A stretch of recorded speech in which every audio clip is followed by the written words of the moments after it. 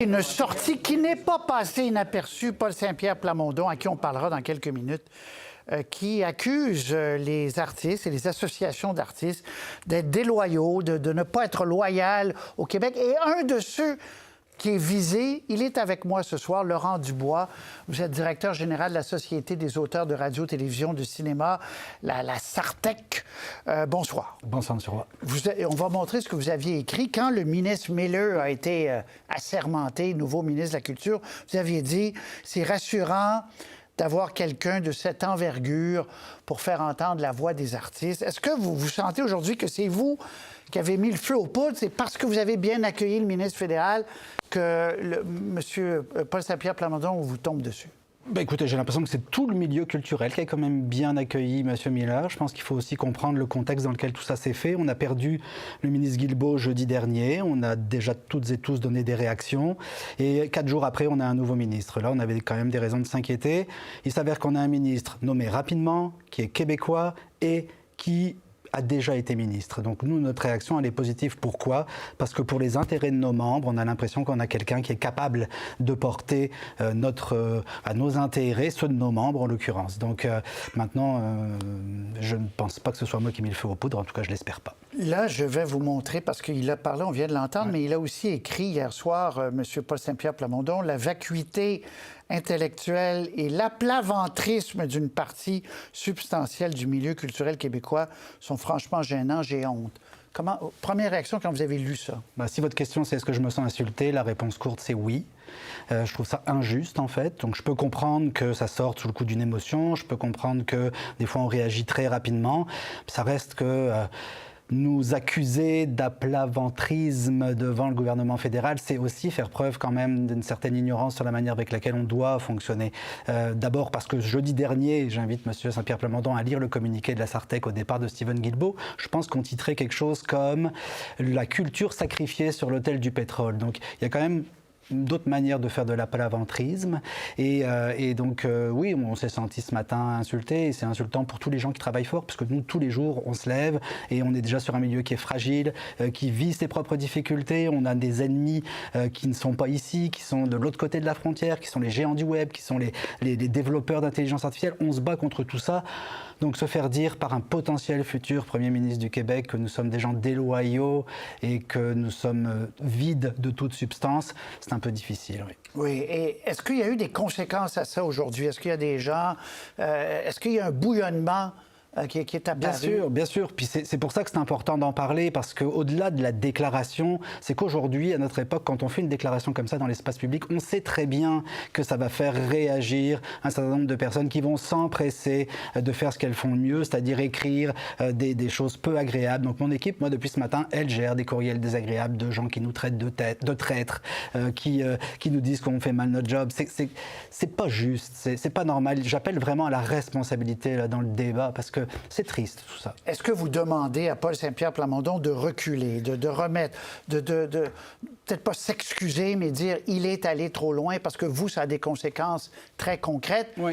Et que de bien s'entendre avec un ministre fédéral, ce n'est pas un geste déloyal envers le Québec dans votre esprit. Mais non seulement c'est pas un geste déloyal, mais le contraire serait une faute professionnelle. Sauf erreur, on n'a pas le choix de faire avec. Vous savez, moi, les membres que je représente sont des scénaristes. Les 2 lois principales desquelles ils dépendent, c'est la loi sur la radiodiffusion et la loi sur le droit d'auteur. Ces 2 lois-là sont fédérales. Donc la majorité de nos actions d'influence se font à un niveau fédéral. C'est pas de ma faute, c'est la réalité avec laquelle on travaille. Donc j'attends pas des excuses, mais j'attends que mon téléphone sonne, puis je regrette vraiment qu'il n'ait pas sonné aujourd'hui pour qu'on puisse se parler, parce que ma volonté c'est d'apaiser ça et de se recentrer sur les vrais enjeux, parce qu'on a là un homme qui potentiellement demain va prendre la responsabilité du Québec, et si c'est lui ou un autre, nous on a intérêt à travailler le mieux possible avec tout le monde. Donc ma volonté c'est d'apaiser, mon téléphone est ouvert et mon bureau aussi. Vous souhaitez lui parler le plus vite possible, donc. Exact.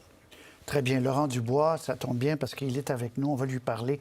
Merci beaucoup d'être venu sur ce plateau, montrer à quel point tout ça vous a choqué, en 2 mots. Oui, attristé. Attristé, choqué. Très bien. Avec nous, à Québec, Paul Saint-Pierre Plamondon, chef du Parti québécois. Monsieur Saint-Pierre Plamondon, bonsoir. Bonsoir. Vous venez d'entendre, M. Dubois, il y en a eu d'autres aujourd'hui, là.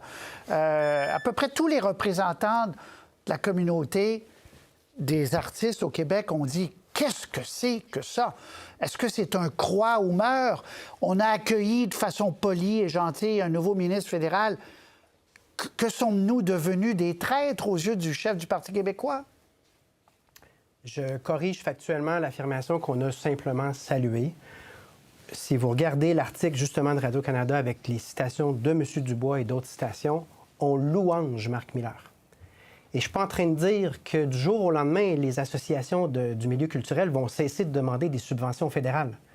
Mais je pose un diagnostic, à savoir que le fédéral, à travers son financement dans le milieu culturel, crée une inféodation, un lien de dépendance financière, lequel amène des déclarations qui sont absolument incompatibles avec la volonté de donner un avenir culturel au Québec en français. Ce régime fédéral incarné par Marc Miller, il travaille contre la pérennité du français, mais de la culture en français au Québec. Je vous donne un exemple très, très clair. Il y avait un vote à l'UNESCO où le Québec demandait qu'on reconnaisse l'obligation des géants du Web de donner plus d'espace à la culture en français dans son écosystème. Et qui a voté contre? Stephen Guilbeault. Oui. Ce même régime. Mais il y a plein d'exemples sur le plan migratoire, linguistique et culturel. Vous dites Attends, je veux juste terminer. Oui. Ce régime et Marc Miller travaillent ouvertement contre le milieu culturel. Donc, tout ce que je dis, c'est... Je comprends que vous avez un travail de lobby et de représentation à faire pour obtenir des subventions. Oui. Mais s'il vous plaît, un peu de loyauté puis un peu de décence par rapport à un milieu culturel qui est très mal en point en raison de ces gens-là. D'accord. Il ne faut pas se détacher non plus complètement de la réalité politique lorsqu'on prend la parole. Et je comprends qu'il est triste, M. Dubois, mais je suis au moins aussi triste de voir que ceux qui représentent l'âme du Québec, dans un moment où notre avenir culturel en français est en jeu, semblent avoir peu de réflexion ou de sensibilité avant d'encenser les Guilbeault, Miller et Mélanie Joly dans le but, je ne sais pas, d'obtenir ou de faire valoir des intérêts. Je comprends, là, mais il y a des limites. OK. Monsieur Saint-Pierre Plamondon, vous dites factuellement, c'est faux parce qu'ils sont allés beaucoup plus loin qu'ils auraient dû aller. J'ai cité, on va le revoir là, pour que les gens puissent le voir encore. Quand M. Dubois dit « c'est rassurant d'avoir quelqu'un de cette envergure pour faire entendre la voix des artistes », ça vous paraît vraiment inacceptable qu'une association qui travaille donc partout au Canada, en passant pour les francophones, dise ça. Vous trouvez ça inacceptable, ça? Bien, il nie le déclin du français. Il vient de nous le redire, que ça le tanne. Puis on a un milieu culturel absolument fragilisé. Je vous donne d'autres citations. Oui, mais le je pense qu'il va être un grand porteur. Je pense qu'il va être un grand porteur de dossiers. Je ne doute pas de son attachement pour la culture québécoise. À quel point il faut être déconnecté de l'actualité politique du Québec et du Canada dans les 12 dernières années, et à quel point il faut être dans le déni de ce qui se passe avec la culture en français au Québec pour faire ces affirmations-là. Donc, je ne suis pas en train de dire que ces gens-là qui font un travail honnête de représentation, de producteurs, d'auteurs qui veulent des subventions, je ne suis pas en train de dire d'arrêter de faire leur travail, mais il y a une forme de décence et de prudence dans les circonstances qui est nécessaire, et mon message, à la fin, c'est qu'il va falloir s'unir autour du diagnostic. Si on demeure dans ce système-là à quémander notre propre argent qui vient du fédéral, avec les impositions idéologiques puis les figures de style de cette nature-là, on n'a pas d'avenir. Donc, il va falloir se rallier autour de notre autonomie culturelle et de l'indépendance du Québec. C'est mon message et c'est mon sens politique. Pour vous, bien s'entendre avec un ministre fédéral de la Culture, et c'est pas un secret que M. Guilbeault était très apprécié dans le monde culturel au Québec et ailleurs, mais notamment au Québec. Il était apprécié. Pourquoi? Parce qu'il a fait débloquer des sommes, entre autres pour l'audiovisuel et pour téléphone. On a le tableau, vous allez voir. Dans le dernier budget, il a fait débloquer des sommes qui vont profiter à des artistes du Québec. Donc, bien s'entendre avec un ministre, pour vous, c'est être déloyal avec le Québec. Ce n'est pas ce que j'ai dit. Je viens de dire qu'il y a une nuance entre faire des demandes et exercer une vigilance en disant « vous êtes en train de nous détruire sur le plan culturel et linguistique ». Il y a une différence entre ça et faire l'éloge et les louanges en détachement complet de notre déclin et de la réalité. C'est comme un appel à la réalité pour ces intervenants qui, je le comprends, ont un travail de lobby, d'aller chercher les subventions puis ces sommes-là. Mais je suis obligé de vous rappeler, M. Roy, c'est notre argent. Oui. Mais Paul Saint-Pierre Plamondon, vous dites des louanges. là c'est vous qui débordez un peu des mots, à moins que j'ai manqué des... Puis je les ai tous lus, tous les communiqués. C'est des communiqués polis qui disent merci d'être là, puis on souhaite bien collaborer, et, etc., etc. En quoi? Est-ce que c'est du croix ou meurt? Vous voudriez qu'il soit constamment en guerre avec le gouvernement fédéral pour montrer que c'est des vrais Québécois? Ça, c'est vos paroles, M. Roy. Non, c'est une question. Ce que je vous réitère, non, mais votre question est une affirmation. Et ce que je vous réitère, c'est que si un régime travaille à l'affaiblissement et au déclin de notre régime culturel, les représentants du régime culturel au Québec doivent être loyaux envers cet écosystème culturel en français qui est mal en point, et donc avoir des propos qui sont connectés minimalement à la réalité. Et oui, si vous prenez l'ensemble de ce qui a été dit pour Marc Miller, c'est bel et bien des éloges qui sont complètement détachés du préjudice que nous a fait subir Justin Trudeau, Marc Miller, Stephen Guilbeault au cours des dernières années sur le fait français et la vitalité de la culture québécoise, souvent des gestes calculés et intentionnels. Donc, je suis obligé de dire, je suis le chef du Parti québécois. Donc, M. Dubois se demande quel genre de premier ministre ça va donner. Ma loyauté envers l'avenir... Vous l'avez entendu. Il est inquiet. Il est inquiet et pas que lui. Voici ma réponse à la population qui nous écoute. Ma loyauté envers l'avenir du fait français et de la culture francophone au Québec, elle n'est pas négociable et vous ne me verrez jamais rouler par terre devant les Miller, Guilbeault, Joly, Trudeau, puis Carney et compagnie, alors que je sais que ce régime-là est en train de bousiller notre avenir sur le plan culturel et linguistique. Pour moi, c'est une question de cohérence et vous sentez dans ma voix à quel point je suis commis et intéressé par la culture québécoise parce que de mon point de vue, une culture en français qui est forte et qui est québécoise, là, qui est libre, parce qu'il y a beaucoup d'idéologie aussi avec le financement fédéral, bien, c'est le meilleur remède pour le déclin du français, bien plus que la réglementation.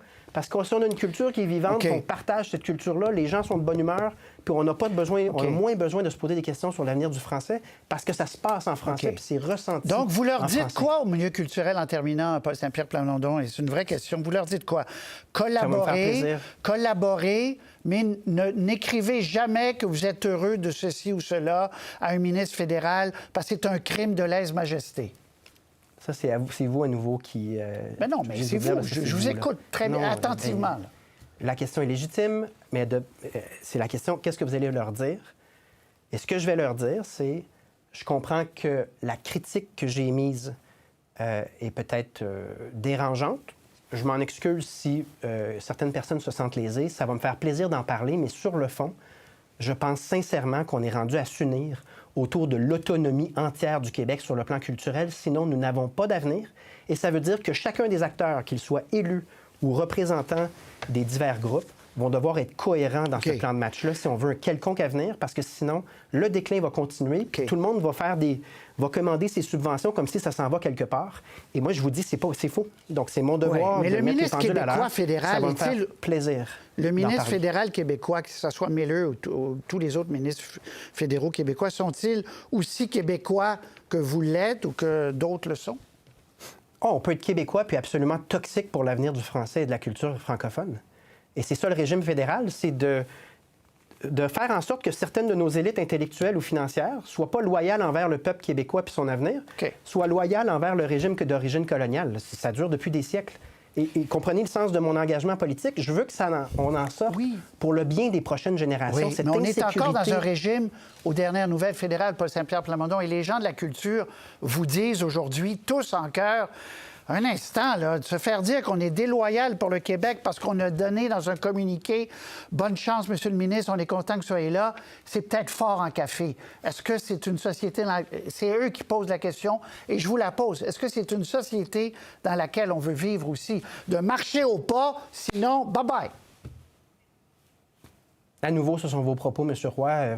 C'est parce que je ne peux pas passer toute une entrevue à me défendre de propos que vous inventez.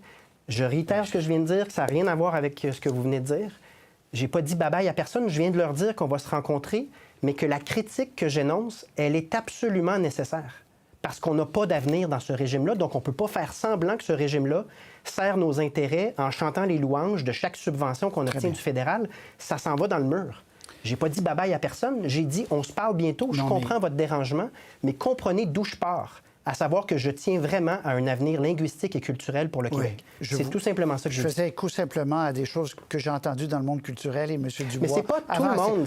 Évidemment, les porte-paroles vont dire que c'est tout le monde. Mais pour parler à bien des artisans de notre culture, des gens qui sont critiques de tous les critères idéologiques imposés pour le fédéral pour avoir du financement, des gens qui sont critiques du fait qu'on a perdu la liberté de parole puis de réflexion pour l'avenir du Québec de peur de perdre ses subventions fédérales, tout ça, c'est la conséquence de gens chrétiens et du plan B, d'affaiblissement des souverainistes et du Québec en général. Donc, je suis le chef du Parti québécois, je ne suis quand même pas pour faire semblant que tout ça n'a pas lieu. J'ai un devoir envers le bien commun pour les Québécois et la francophonie. Paul Saint-Pierre Plamondon, chef du Parti québécois. Merci de nous avoir parlé ce soir en direct. À une prochaine. Au revoir.